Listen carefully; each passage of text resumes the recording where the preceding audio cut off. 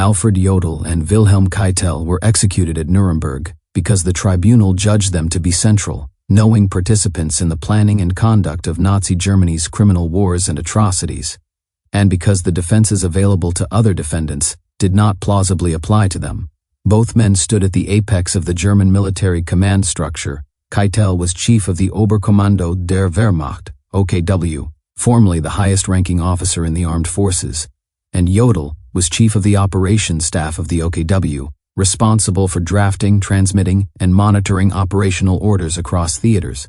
Their positions meant that they were not peripheral figures or merely technical specialists, but key conduits through which Hitler's will became executable military policy. The International Military Tribunal convicted both men on all major counts: crimes against peace, planning and waging aggressive war, war crimes, and crimes against humanity. For crimes against peace, the evidence showed that they were involved in the preparation and execution of aggressive wars in violation of international treaties, including the invasions of Poland, Norway, the Low Countries, Yugoslavia, Greece, and the Soviet Union. They attended planning conferences, signed or transmitted directives, and helped coordinate operations that the tribunal found to be manifestly aggressive rather than defensive. Their proximity to decision-making undermined any claim that they were ignorant of the criminal nature of these wars. For war crimes and crimes against humanity, the documentary record was especially damaging.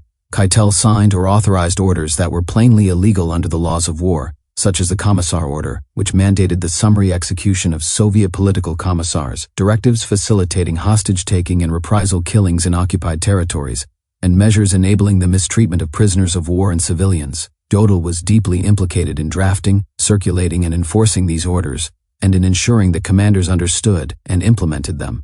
The tribunal emphasized that these were not isolated lapses, but part of a systematic pattern of criminal conduct, and that both men continued to support and administer such policies even after their illegality and brutality were evident. A crucial reason for their execution, as opposed to imprisonment or acquittal, was the tribunal's rejection of their principal defense: obedience to superior orders.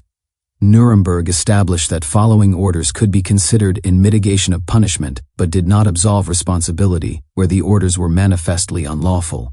In Keitel's case, the tribunal was particularly unsympathetic to his portrayal of himself as a weak subordinate who merely signed what Hitler demanded. It concluded that his very weakness and willingness to legitimize criminal directives with his authority made him culpable, not excusable. Jodl similarly argued that he was a professional soldier executing operational tasks, but the evidence showed that he exercised discretion, helped shape orders, and repeatedly chose compliance over resistance or resignation, even when the criminal consequences were clear.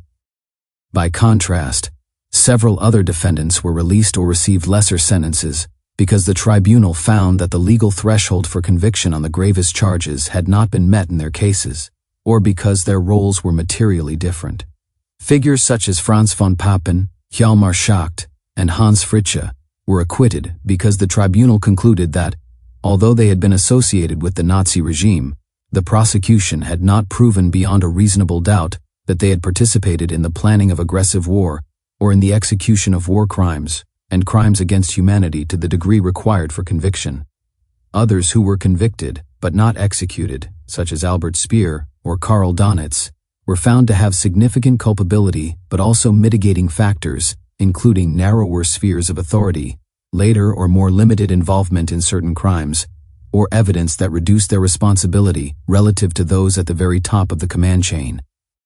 In essence, Jodl and Keitel were executed because the tribunal saw them as indispensable enablers of a criminal system of warfare, senior officers who transformed ideological intent into concrete orders, who knew those orders violated international law, and who nonetheless enforced them across the German military.